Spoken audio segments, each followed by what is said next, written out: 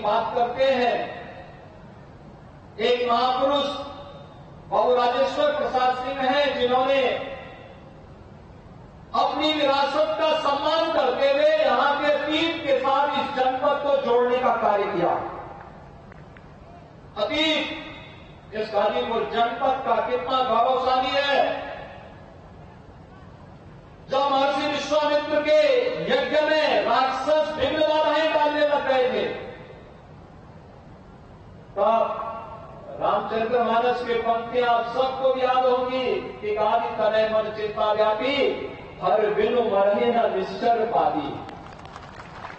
यही सोचा था विश्वामित्र ने, और महर्षि विश्वामित्र के ही पूज्य पिता की राजधानी हुआ करती थी। उन्हीं की राजधानी का हिस्सा था ये गाजीपुर, जो आज गाजीपुर के रूप में हम सबके सामने है।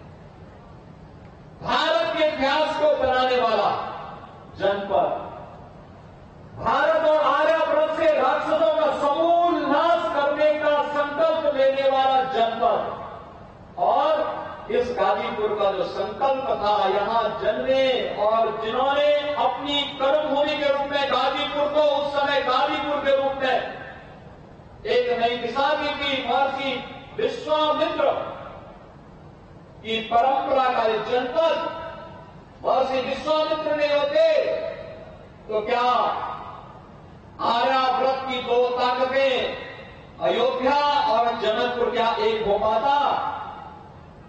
आप सब अनुमान करिए कि जनकपुर की सभा में तो अयोध्या को निमंत्रण ही नहीं था, सीता स्वयंवर में अयोध्या को निमंत्रण नहीं, वहां पर तो महर्षि विश्वामित्र माध्यम बने थे राम और लक्ष्मण को ले जाने के और आर्याव्रत की दो ताकतों को जोड़ने का काम हुआ था।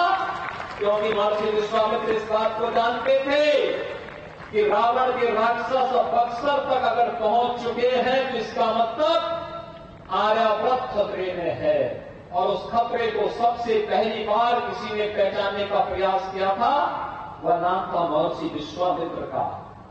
और भाइयों बहनों, राम राज्य की स्थापना का संगनाद किया था उस समय इन पूज्य ऋषि मुनियों ने, और उस परंपरा के साथ जुड़ा हुआ है ये जनपद। हमने अपनी विरासत को विस्मृत क्या किया?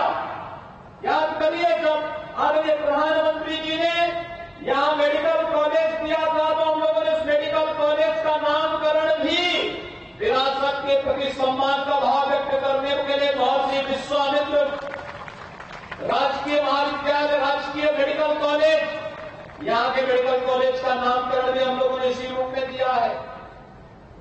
और यही नहीं, जब हमें बगल के जनपद आजमगढ़ में विश्वविद्यालय बनाना था तो उस विश्वविद्यालय का नामकरण हम लोगों ने महाराज सुहेलदेव के नाम पर किया है, क्योंकि महाराज सुहेलदेव आज से 1000 वर्ष पहले भारत को विदेशी आक्रांताओं से मुक्त करने के लिए जो योगदान उन्होंने उस समय किया था वह विस्मरणीय है। और इसीलिए विरासत का सम्मान यही तो है देश की आजादी के अमृत महोत्सव का पंच प्राणों में से एक प्रण।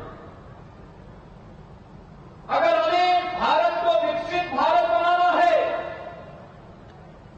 तो हमें विरासत का सम्मान करना पड़ेगा, अपने पूर्वजों का सम्मान करना पड़ेगा। पूर्वजों की उस अमूल्य खाति को धरोहर के रूप में सजो करके उसे आगे बढ़ाने में किस रूप में योगदान देना है, इसमें योगदान देना पड़ेगा। इसमें अपने कर्तव्यों का निर्वहन ईमानदारी के पूर्वक करना पड़ेगा। और उसी दृष्टि से बीच के कालखंड में यहां की पहचान को धूमिल करने का प्रयास हुआ। गाजीपुर जनपद, आजमगढ़ जैसे जनपद